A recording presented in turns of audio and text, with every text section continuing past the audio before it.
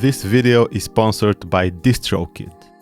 What is going on, people? It's Low Heat, and in this video I'm sharing 7 cool creative tips and techniques to spice up your beatmaking sessions with Maschine, whether you're using the Maschine MK3 or the Maschine Plus or even just the Maschine software. These tips will surely provide some inspiration, but maybe you already know some of those. Let me know down in the comments and share your tips and techniques which may be helpful to other Maschine users. And if you find the video helpful, give it a thumbs up. And before we get into the tips, let's have a word from this video sponsor, DistroKid. It's always cool when DistroKid sponsor my videos, because it's a service that I was using anyway since 2017, and it's always been super easy to get your music to the streaming services such as Spotify and Apple Music. And now it's also very easy to promote your music thanks to the new goodies menu. They have the new categories: Get Heard Now, Promote Yourself, and Enhance Your Music. And some cool new features such as promo cards, which generate promotional images for your social media based on your release's artwork. Mini videos, which again generate a short video with your artwork and a snippet of your song. Also available for all DistroKid members is the option to generate a short looping video for your Spotify listeners that appears instead of your artwork when people are listening through the Spotify app. Available to all DistroKid members through Spotify for Artists. Another cool feature would be Social Phone, which creates your social phone number, enabling you to send text messages to your fan base. If you don't have a DistroKid account, you can sign up with a discount from the link in the description of the video.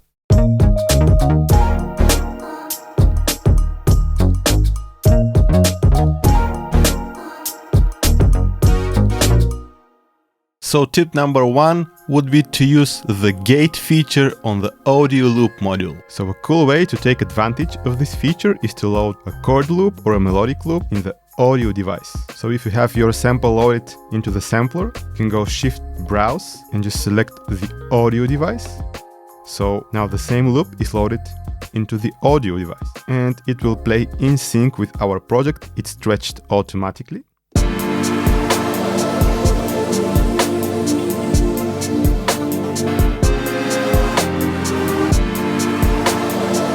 So what you can do now is switch the playback mode to gate. And when we do that and just play our beat, we don't actually hear our audio loop. It's gonna only play when we hit the pads. We can actually unmute the loop, so to speak, by pressing the pads.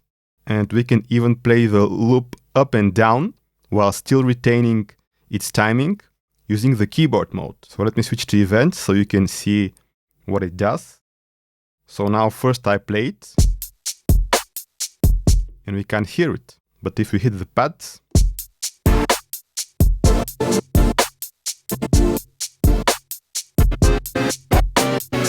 we can record this, of course.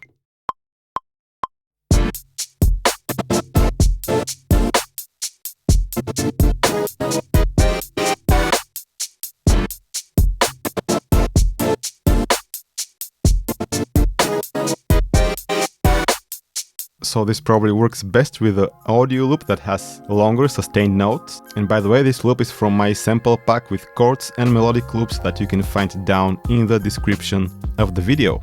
Tip number 2, generate automatic chords from a percussion loop using Resochord and automate the decay parameter. So I showed this one in one of my recent videos, but if you haven't seen it, we got an audio loop going on here. It's a percussion loop. And I load up the Resochord effect, and this will enable me to generate chords from this rhythm. So Resochord basically creates resonances that are tuned to the proper intervals to create a chord. So I have a 9th chord selected here, and you can automate the decay parameter to make this effect even cooler and even more rhythmic. So this is how it sounds.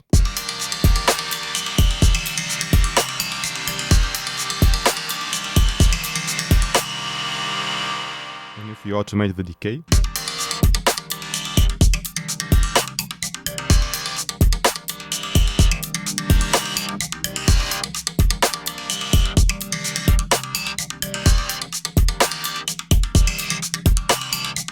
Tip number 3, cool rhythmic effect using the sidechain option of the gate. So we load the gate device onto our sound that we want to process. On the second page, we have the input source to sidechain the gate. So I choose my kick as an input source. And what will happen now is that my sample will only play when the kick hits. So without the gate,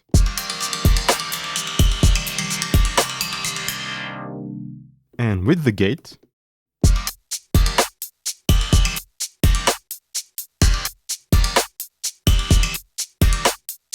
and make sure you watch until the end of the video for a bonus tip, which is a bit more advanced, and that would be how to create a reversed reverb effect. Tip number 4 is the classic modulated filter effect using the LFO. So with the filter device, we leave it at the low pass filter mode, and we're gonna enable the LFO to add some nice movement to the filter. I'm gonna use the LFO sync. I'm gonna synchronize it to quarter notes. And don't forget to actually increase the amount of modulation that the LFO applies to the filter. So let's do that.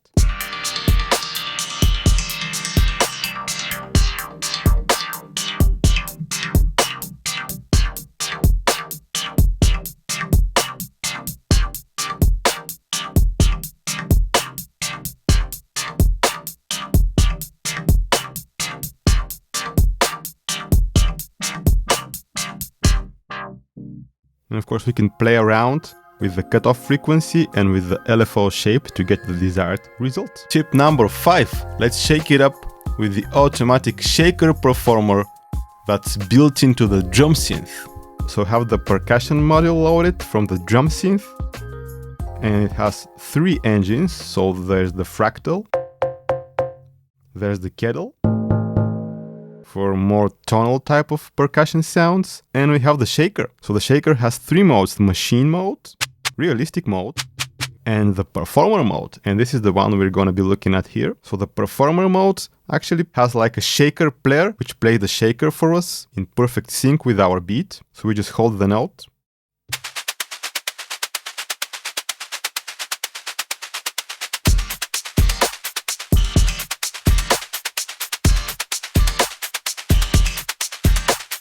and it's very customizable. We can tune it up or down. And we got the fills, so we can have our shaker player create fills with triplet notes or with double timing.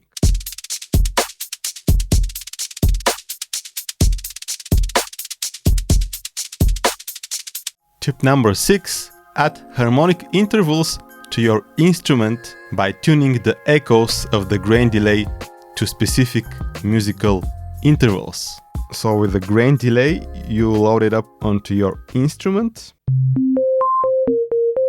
And I've got a simple sine wave selected in this case. So with the cool thing about the grain delay is that you can set the pitch of the delays, of the echoes that it generates, to be an exact musical interval. So for example, you can go with an octave, that's plus 12 semitones. So that's pretty cool. Another interval that would work pretty nicely would be the perfect fifth. That's 7 semitones up.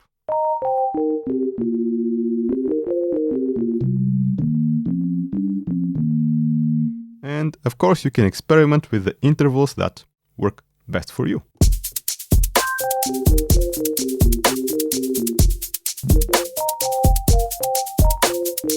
Or you can use it for some cool special effects by tweaking the pitch knob in real time.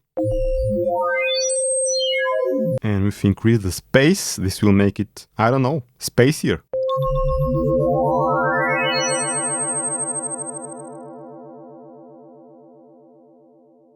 That's dope. Tip number 7, play melodies using the touch strip. So I'm gonna use the same sound with the grain delay for this tip, and I'm in keyboard mode, and I've selected a minor pentatonic scale to be laid out on the pads, and we can actually play the notes of the scale with a touch strip.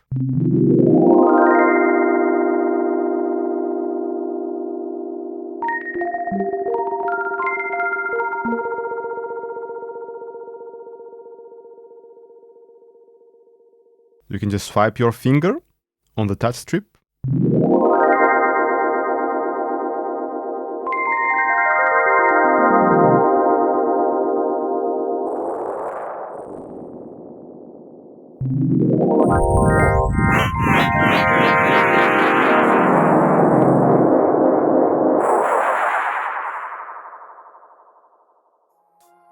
And for those of you who are still watching, I have a bonus tip, number 8. How to create a reversed reverb effect using the resampling feature in Maschine. So the sample sounds like this, it's a vocal sample. So to make a reversed reverb, we need to first reverse the sample. We can do that from the sampling page, from the reverse option up here, or directly from our sampler. On page 2, we have the reverse option.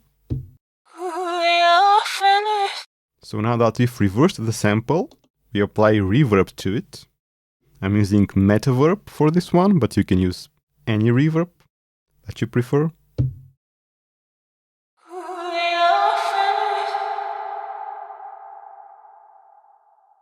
And so to have the reverb come in before the sample, we need to resample it and reverse it again. How do we resample? We need to sequence the sample first.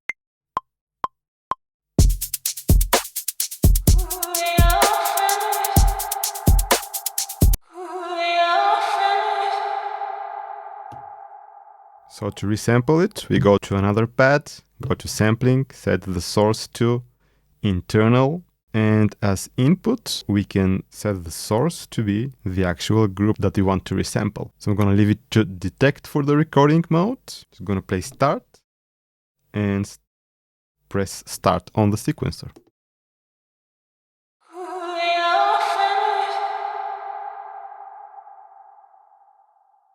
So now that I have my sample, I can truncate it.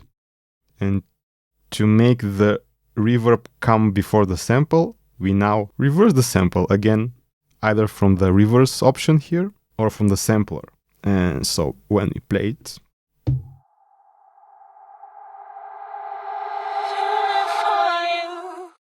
kinda creepy or kinda cool for intros, but to sum it up, you need to first reverse the sample, apply reverb, then resample it, and then reverse it again.